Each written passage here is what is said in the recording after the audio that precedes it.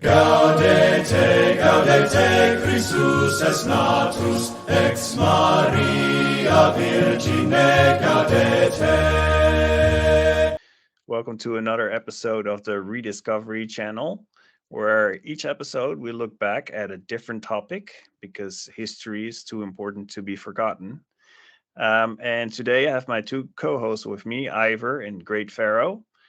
And guys, I want to start off straight away with talking about an invention that had a huge impact on the Byzantine Empire or the East Roman Empire. Any idea what invention I'd be talking about? Greek Mm. fire. Yeah, yes, Greek fire. So, yes, I wanted to talk a little bit more about Greek fire. So, Ivor, I gather that you are already aware or you know of the topic. What about you, Great Pharaoh? Have you heard of Greek not, fire before? not quite familiar, to be honest with you. No. Okay, great. Okay, well then, I'm going to take you on a little bit of a journey Okay. back to the 7th century Mm-hmm. when the Arabs had taken over basically northern Africa, Egypt, Iraq, and we're on the verge of roads as well, and we're on the verge of attacking the East Roman capital, Constantinople, as well. And this was a very difficult time for Christianity because at the time, some people feared that there was no way to stop this Islamic aggression and expansion. Um, and so we're in the 7th century now. There's just been the first fitna.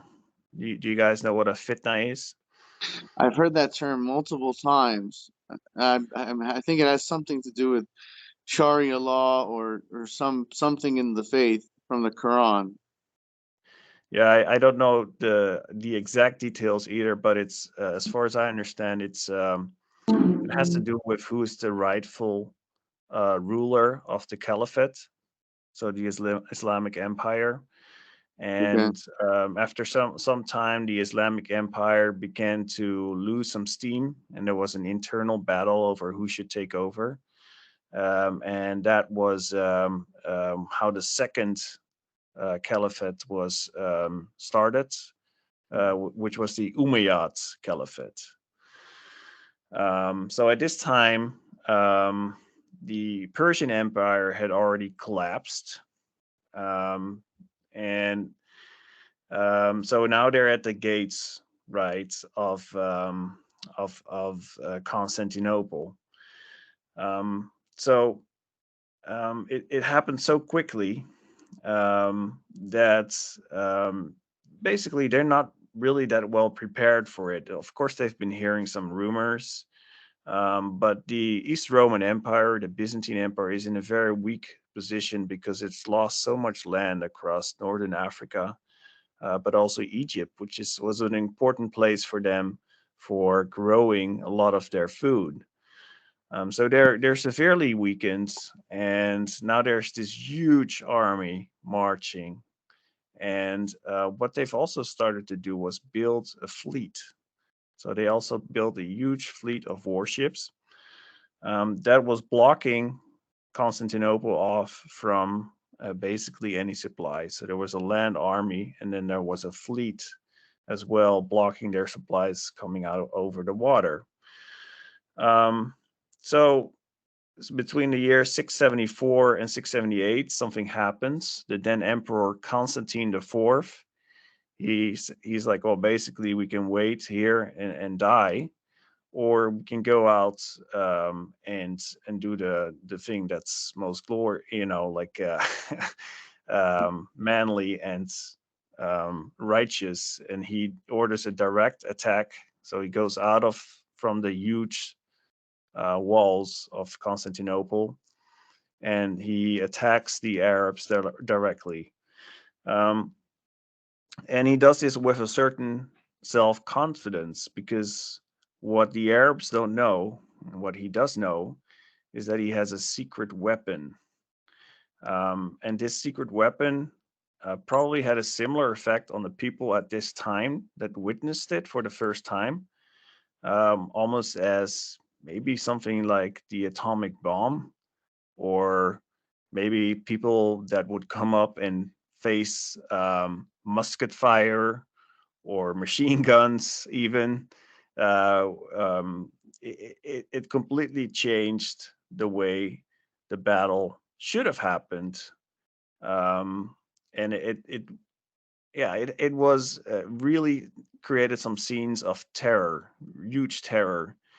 Um, so what is Greek fire exactly? And of course, the people at the time wouldn't have called it Greek fire. We just call it Greek fire here in the West. But the people in in Constantinople and Byzantium, they considered themselves as Romans. So they would have called it Roman fire, most likely, um, or artificial liquid fire. And this was coming, according to the historian Theophanes, um, from a Greek How is this? refugee. Yeah, That sorry. might be Theophanes. I think Yes, because like Theophanes. Sorry. yeah, Yeah. they pronounce Yeah. they pronounce the E like they don't have a silent E. Yeah. I think it's a rule. So sorry about that. But Right. so there was a refugee coming from a Christian refugee from Syria called Kalinikos. Um, and he was one of many refugees fleeing from the Arab invasion, and he brought with him this mystical fire, um, and so um, well, you might think like, okay, well, what's so special about this fire, right? Because fire was used frequently during the Roman times, but even during this medieval time, right?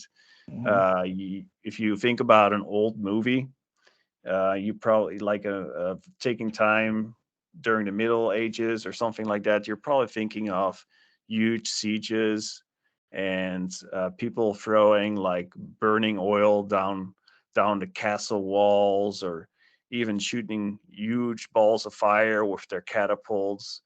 That wasn't anything new, but what made this um, fire so incredible was that it was basically you couldn't turn it.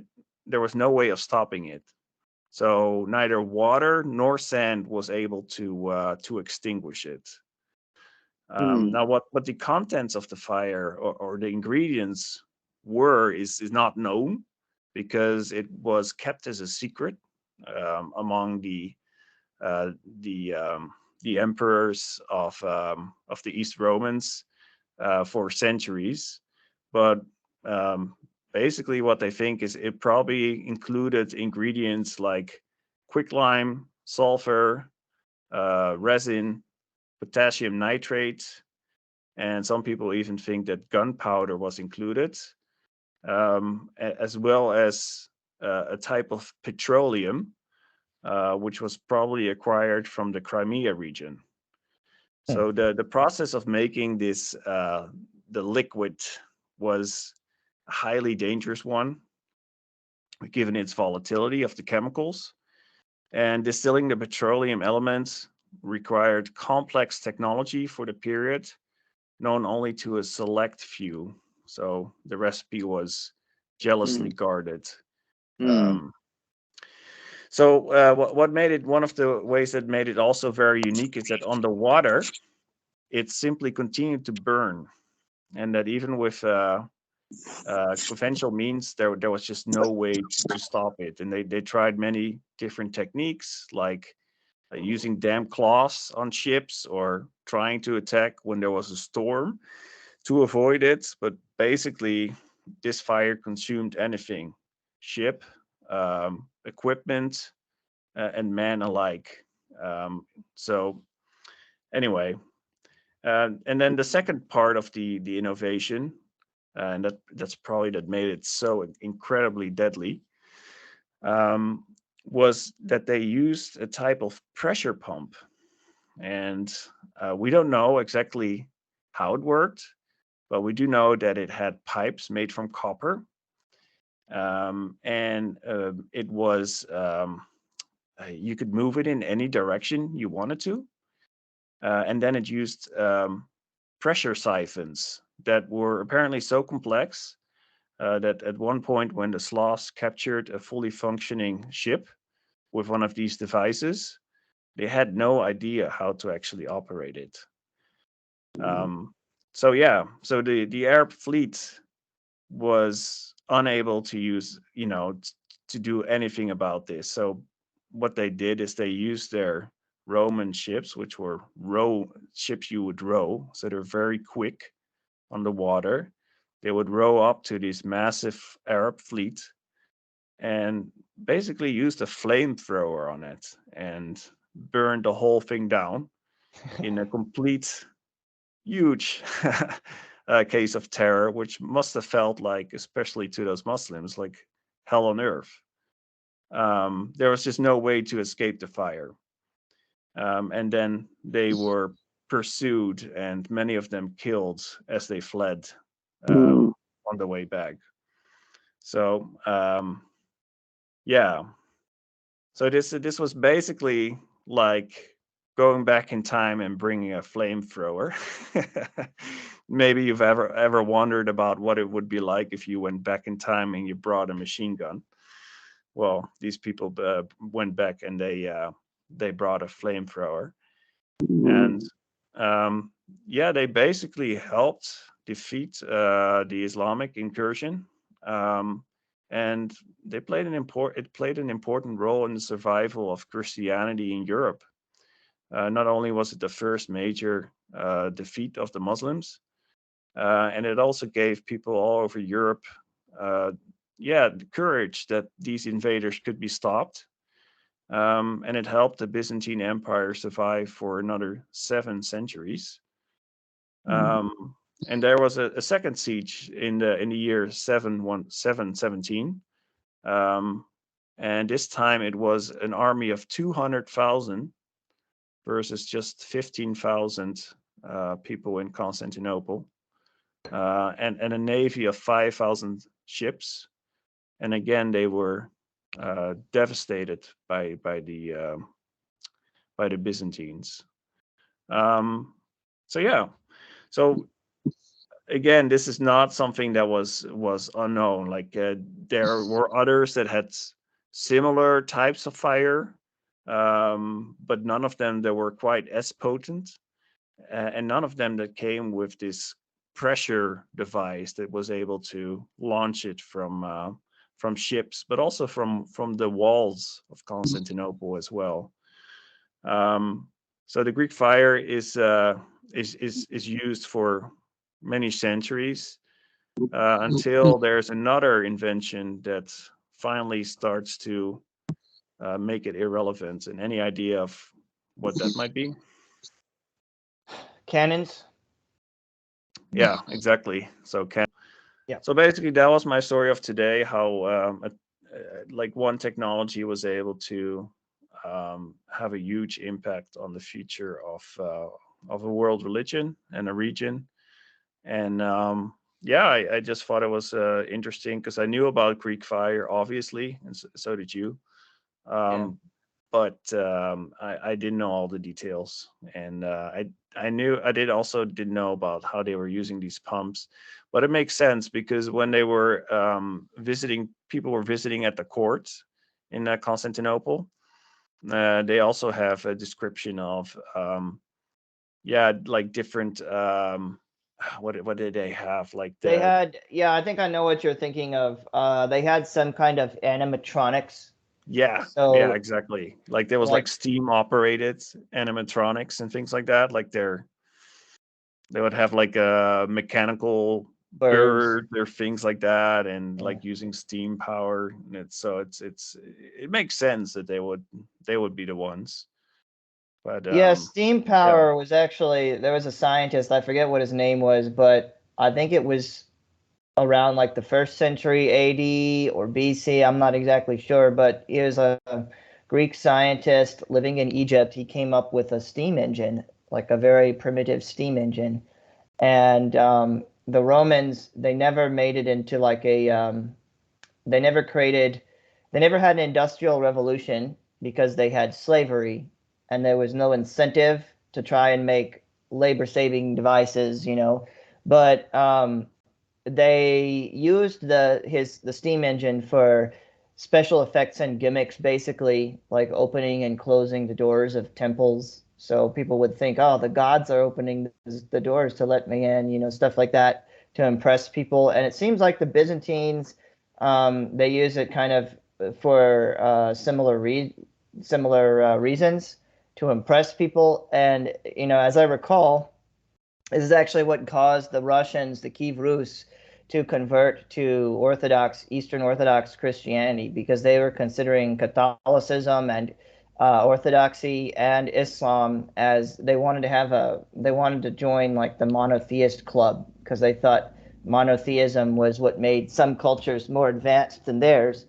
So they chose the Byzantines because they had the most striking architecture and the most advanced technology, and they saw like the mechanical birds and everything, and also they were using it to make the emperor's throne go up and down. So, it's too bad that they didn't use this technology to make like an early tank or something.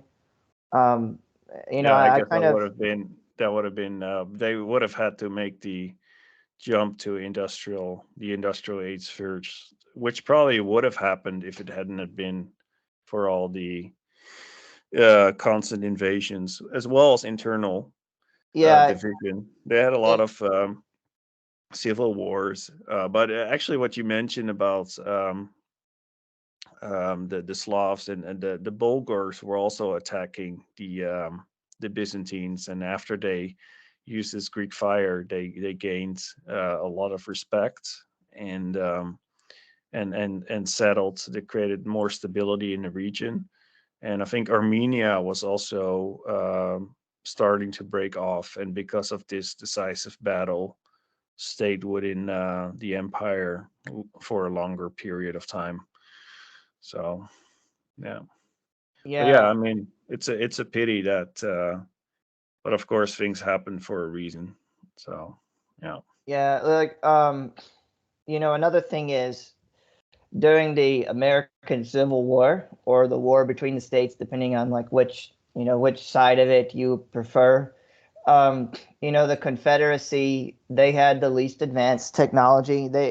Their economy was mostly powered by cash crops, which use slave labor.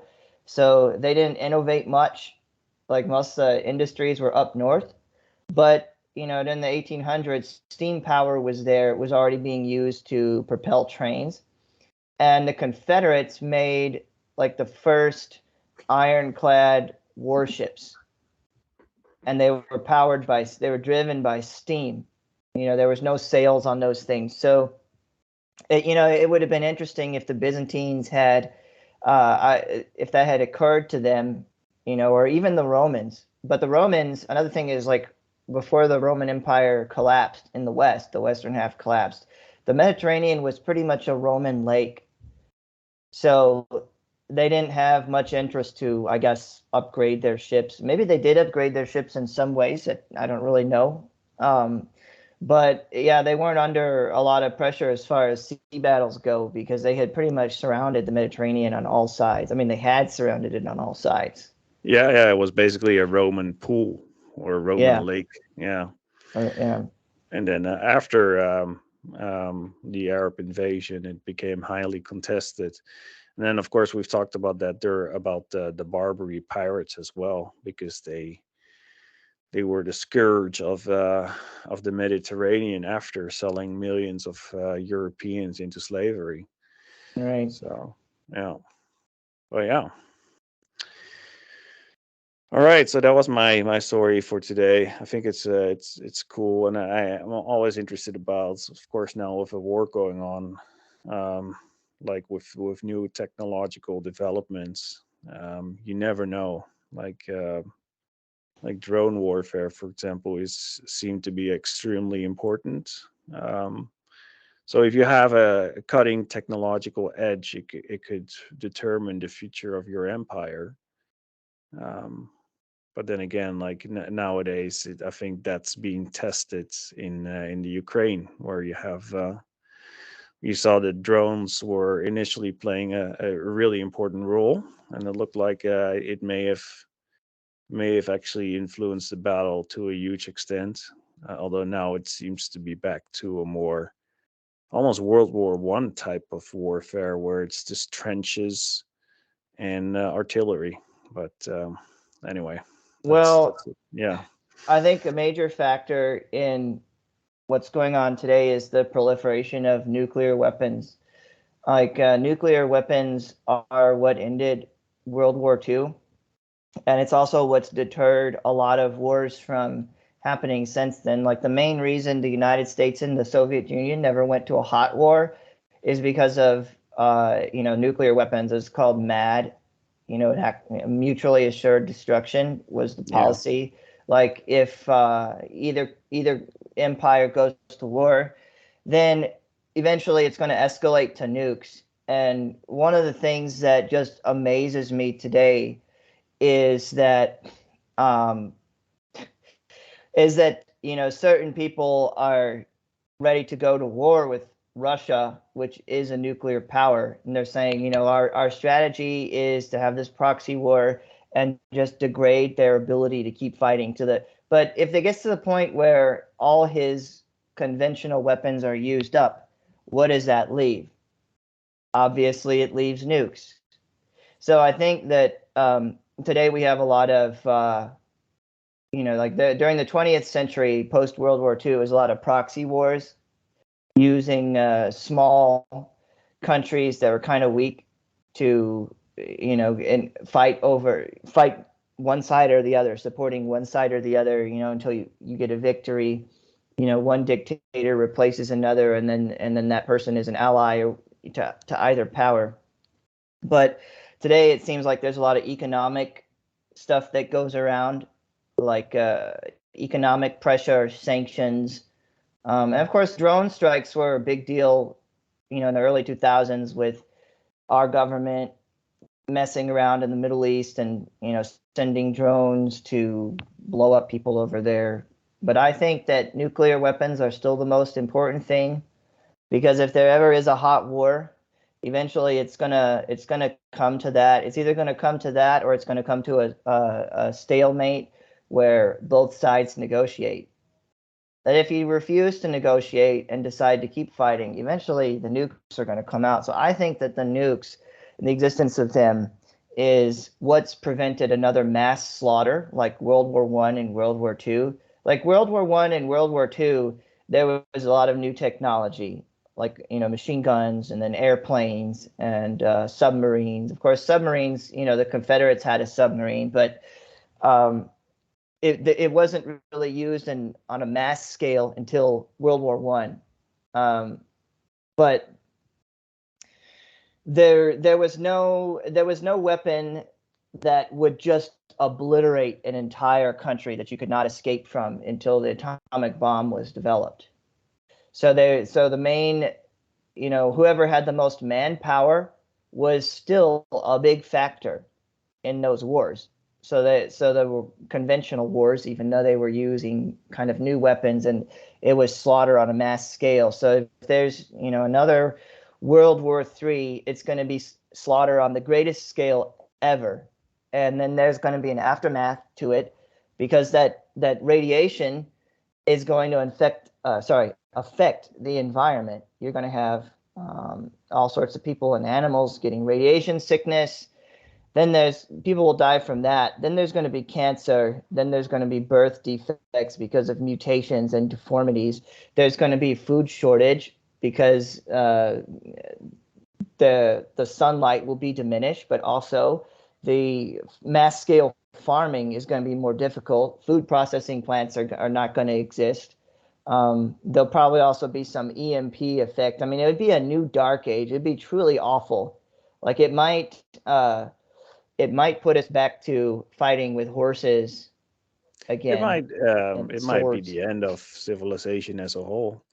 Not as a whole, unless it's because the nuclear war would mostly go down in the northern hemisphere, which also is where most of the world's civilizations have always been historically. But you'd still have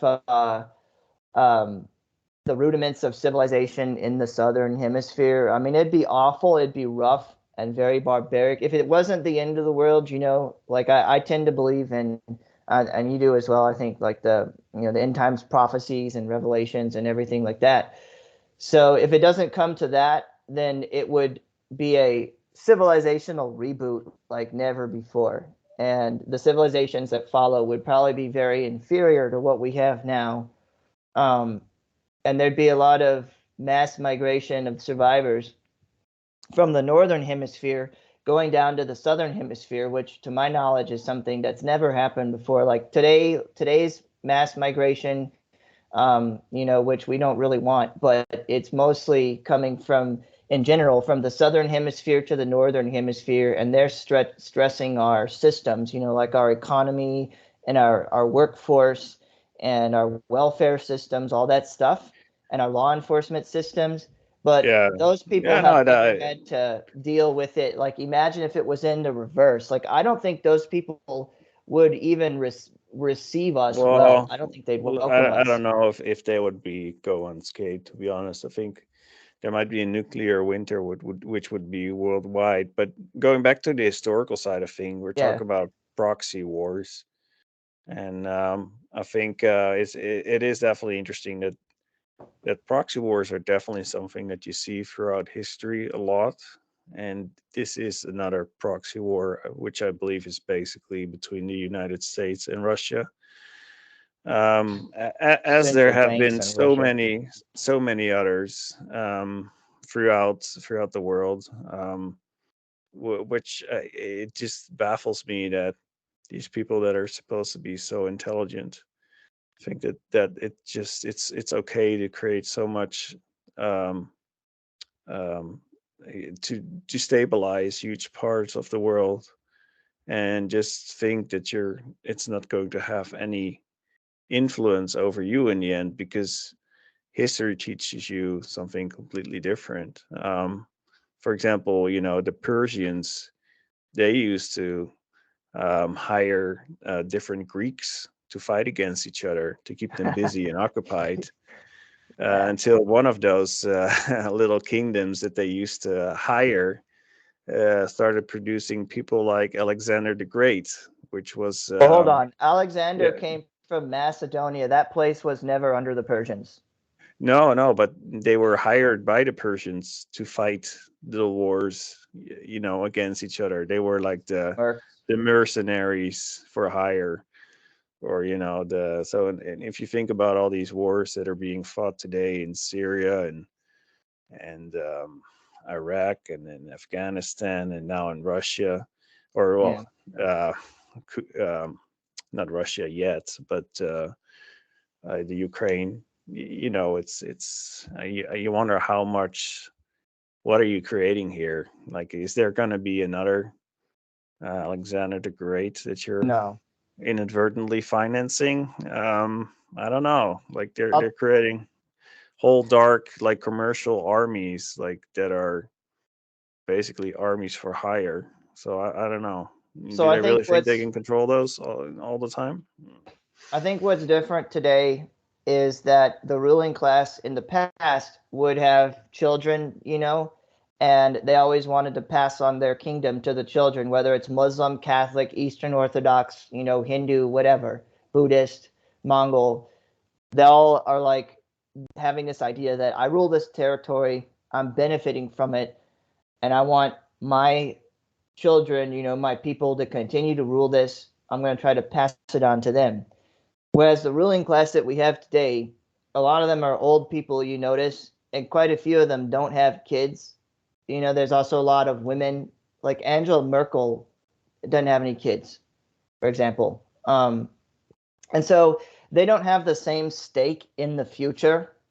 And they're also unpopular. People don't like them. And I'm sure they know it. especially with the internet. You know, they can see what we say about them all the time. So my guess is that their thoughts are, you know, my future doesn't go beyond my personal timeline. After I'm dead, I don't really care what happens. So I want to get as much out of this as I can, you know, live as well as I can, enjoy as much as I can. And if I can't be in charge, then I'd rather have everything be destroyed. Like if I have to go down, everybody's going to go down with me. That's my impression of the current situation, my analysis. Of course, you know, like as far as I go personally, I've always had a very difficult time understanding people that are different than I am, like different mentalities. I have a very hard time understanding and relating to that. So I could be wrong, but I think that's what's going on, you know, compared with history, where they always try to leave a stronger kingdom, though they don't always succeed. So Could be. Yeah. yeah, I mean, and like Anyway, looking at what's changed, look at these yeah. people, and there you see. Well, that's why I think it's important to know history, because um, you can't recognize changes unless you know what has been or what was. So Yes. and in order to and to know where you're going, you got to know where you're coming from as well. But let's see how it develops. So Greek fire was one of those developments that had a huge impact on, just like gunpowder did later on, and I guess nuclear weapons. Like even though like maybe for the people in that battle, it was like maybe like a Hiroshima like experience. Yeah. Of course, it wasn't something you would drop from a plane, and it wasn't something that would incinerate the earth necessarily. It was just something that was really scary if you had to fight it, especially if you were trying to climb up those walls or if you were part of the Navy.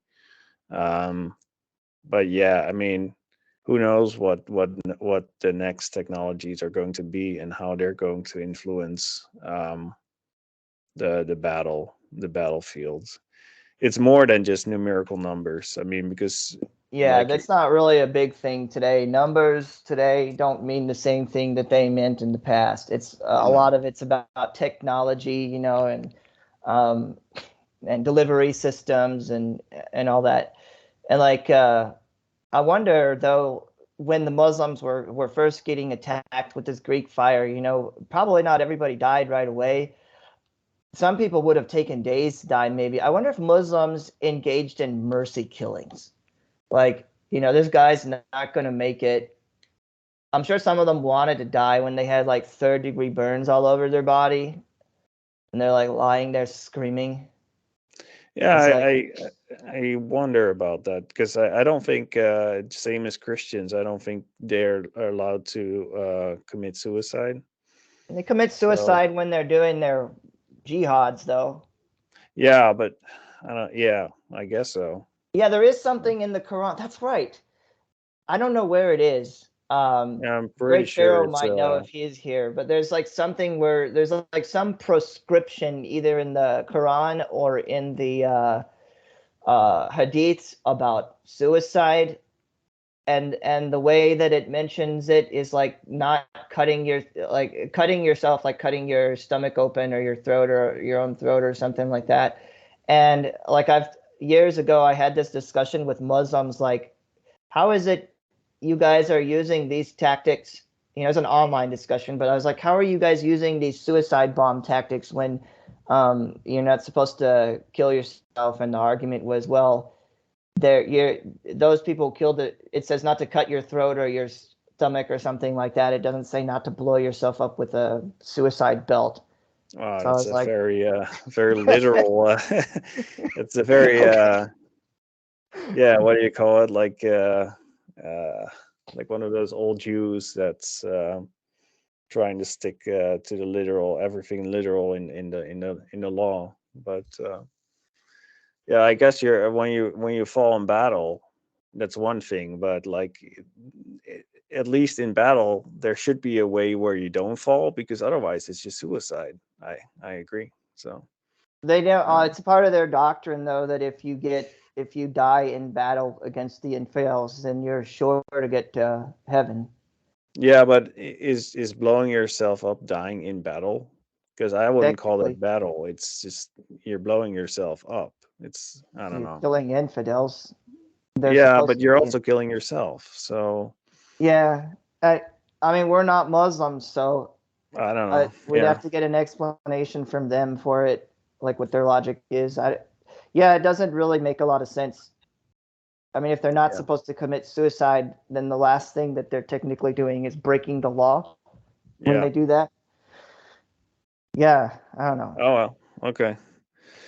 Well, that was my my story for this time. So if there's nothing else, I think I'll close it out, and I'll see everybody in the next one. All right.